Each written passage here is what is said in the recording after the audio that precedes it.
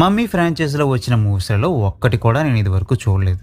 ఎందుకంటే ఆ మూవీస్లో హర్రర్ ఎలిమెంట్స్ ఉన్నప్పటికీ దాన్ని డామినేట్ చేసే విధంగా treasure hunt adventures kind of elements ఉండడం వల్ల నాకు ఆ ఫ్రాంచైజీని చూడాలనే ఇంట్రెస్ట్ అంతగా కలగలేదు.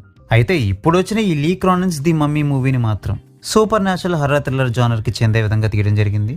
ఈ జానర్ షిఫ్ట్కి కారణం ఈ మూవీ డైరెక్టర్ లీ క్రోనిన్.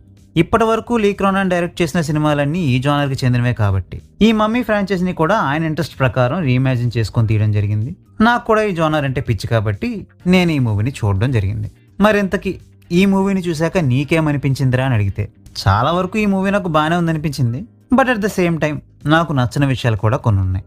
మమ్మీ బ్యాక్డ్రాప్ అనేది పక్కన పెట్టి చూస్తే ఈ మూవీ యొక్క స్టోరీకి ఎగ్జార్సిస్ట్ మూవీ స్టోరీకి కొన్ని సిమిలారిటీస్ కనబడతాయి.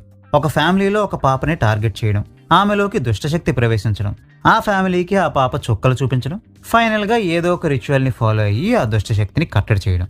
ఇలా ఇదివరకు మనం చూసిన ట్రోప్సే ఈ మూవీలో కూడా కనబడుతూ ఉంటాయి. కానీ ఈ మూవీలో మమ్మీ బ్యాక్డ్రాప్ ని తీసుకోవడం వల్ల ఆ ట్రోప్స్ కొంచెం సిమిలర్ గా అనిపించినా మూవీ మాత్రం ఇంట్రెస్టింగ్ గానే సాగుతుంది. కొంచెం టైం తీసుకున్నట్టుగా అనిపించిన ఫస్ట్ హాఫ్ లో స్టోరీని చాలా బాగా సెటప్ చేశారనిపించింది. అంటే ఆ పాపని ఎవరు టార్గెట్ చేశారు, ఎందుకు టార్గెట్ చేశారు లాంటి విషయాల్ని కొంతవరకు రివీల్ చేస్తూ కొంతవరకు దాచిపెడుతూ అన్నీ మనకి తెలిసినట్టుగా అనిపిస్తూనే మెయిన్ పాయింట్స్ ని చివరి వరకు రివీల్ చేయకుండా చాలా ఇంట్రెస్టింగ్ గా కథని ముందుకు తీసుకెళ్లారు. ఇక ప్రీ క్లైమాక్స్ కి వచ్చేసరికి ఎస్పెషల్లీ ఒక డెత్ అండ్ ఫ్యూనరల్ సీన్ నుండి ఆ ఫ్యామిలీ సిచ్యువేషన్ మరింత చెడుతుంది. ఈ క్లైమాక్స్ పోర్షన్ కొంతవరకు నాకు బాగానే ఉందనిపించింది. But at the same time దాన్ని ఇంకొంచెం ఎలాబరేట్ గా ఆ డెమోనిక్ పవర్ తో ఫేస్ ఆఫ్ జరిగే సీన్లని మరింత ఎఫెక్టివ్ గా చూపించాల్సింది పోయి కొంచెం కంగారుగా ఆదరా బాదరాగా క్లైమాక్స్ ని చుట్టేసినట్టుగా అనిపించింది. అంటే స్టోరీని సెటప్ చేయడానికి, స్టేక్స్ ని పెంచడానికి అంత టైం ని తీసుకున్నప్పుడు దానికి ఎండింగ్ ని కూడా అంతే ఎలాబరేట్ గా ఎఫెక్టివ్ గా చూపించుంటే బాగుండేది కదా అని నాకు అనిపించింది.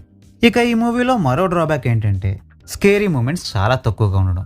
సినిమా చూస్తున్నంతసేపు చాలా వరకు అసహ్యంగా, జుగుప్సాకరంగా ఉండే సీన్లే ఎక్కువగా ఉంటాయి కానీ భయపెట్టే సీన్లు మాత్రం చాలా తక్కువగా ఉంటాయి.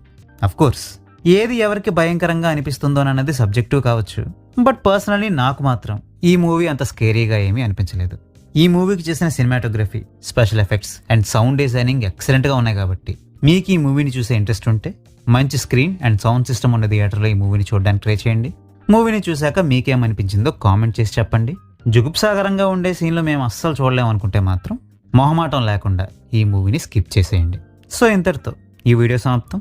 మళ్ళీ ఇంకో వీడియోతో కలుద్దాం. అంతవరకు సెలవు. నమస్కారం.